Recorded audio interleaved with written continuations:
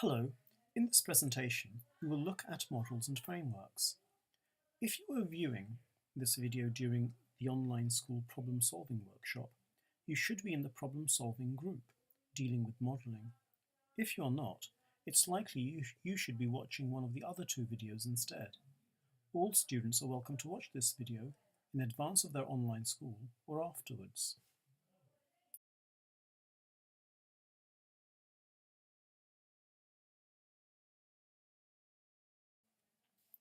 Making reference to appropriate models and frameworks on the certificate is an important requirement for exam answers, and in this workshop we'll explore what models are and how you can use them.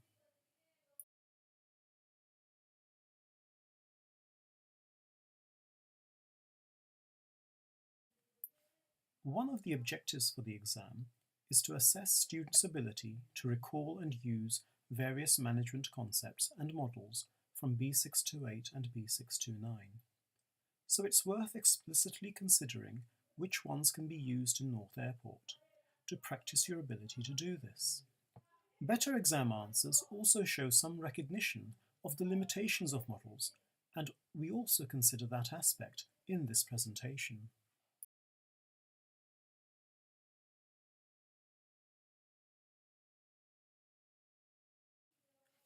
The key aspect of any model is that it represents a simplification of reality. Simplification is a strength since models can help make problem solving more manageable. But it is also a weakness since a model may ignore other aspects of reality which are nevertheless important.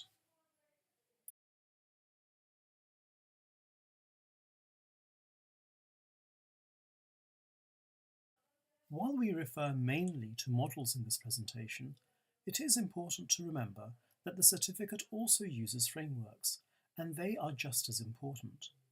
It's best to think of frameworks as a simpler type of model, with less need for having a supporting theory. For the certificate, you won't need to distinguish between the two.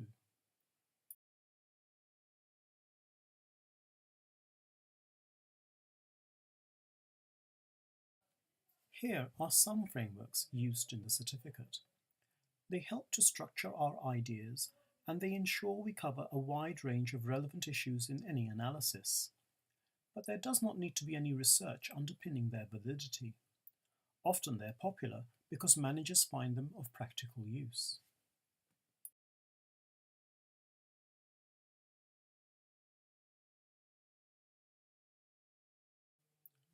On the other hand, models are often tried and tested using research to determine their effectiveness.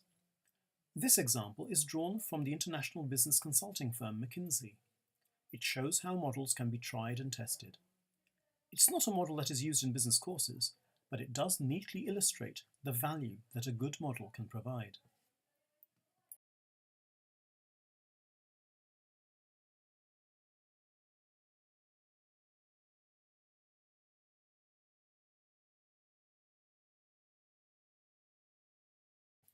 Here are some of the models used in the certificate.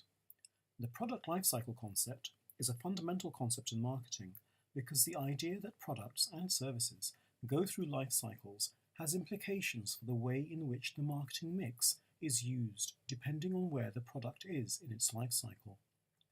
The equivocality and uncertainty model has implications for managers about the choice of communications channels to be used. In situations of high equivocality and uncertainty, the richest media need to be used. In situations of low equivocality and low uncertainty, the use of less rich media will be adequate. The model also identifies what information managers need to make these categorizations: the level of feedback, the cues being used, language, and the level of personal focus. Similarly, the dimensions of meetings model has implications regarding how people prepare for meetings, with formal adversarial meetings requiring managers to study other meeting members and preparing for the arguments of opponents.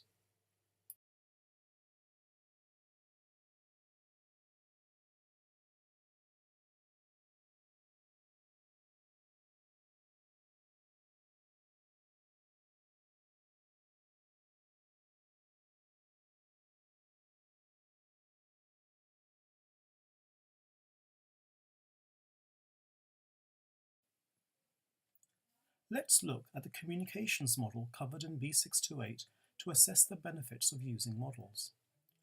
This model shows that the sender of a message, in a marketing context this would be a marketeer, encodes the message using specific words and images. The resulting signal is sent to the target audience using a specific channel, such as a particular newspaper.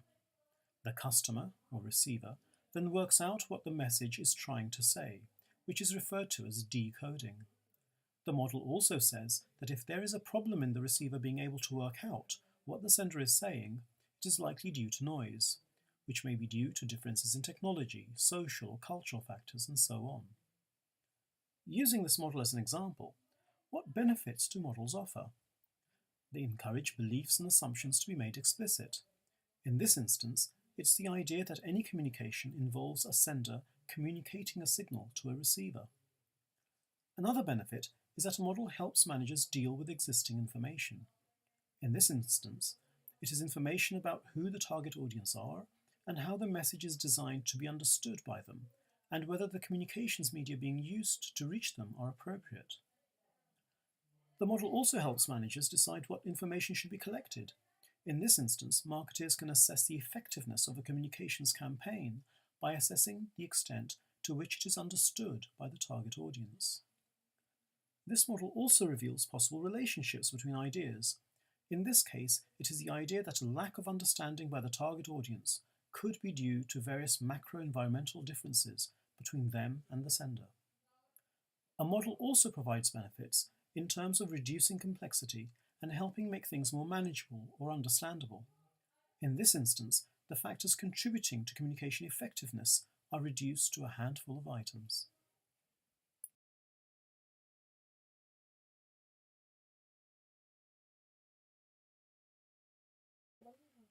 Let's now look at another model, and this time we will consider some limitations as well.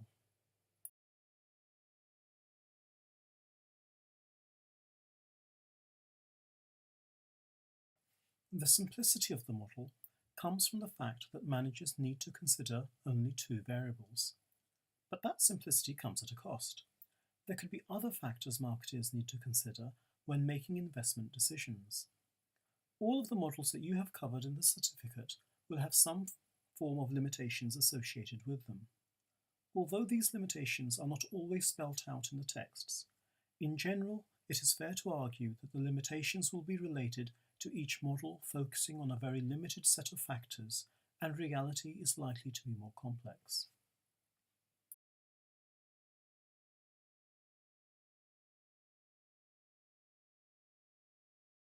When you prepare for the exam and revise the different models you intend to use, it will be worthwhile considering their limitations as well.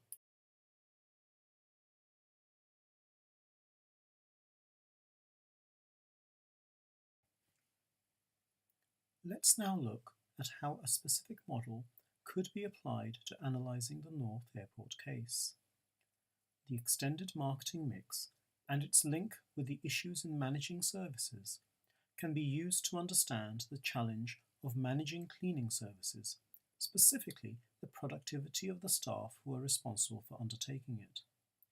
This leads to some implications about how productivity could be increased, for example, by having passengers help with the task.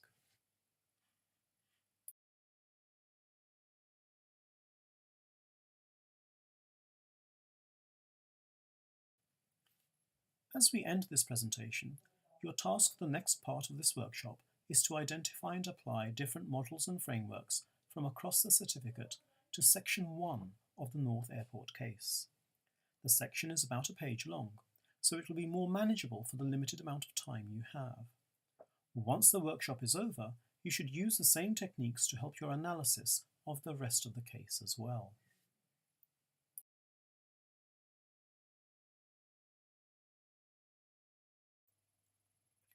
Make sure you're familiar with the concepts and frameworks in B628 and B629.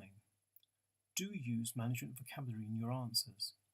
Remember, the purpose of the exam is to assess whether you've studied the certificate modules, and your use of such language demonstrates this. Avoid dumping concepts and ensure that they are relevant to your argument. I hope you found this presentation useful. You're welcome to post any questions or issues about it in the discussion forums.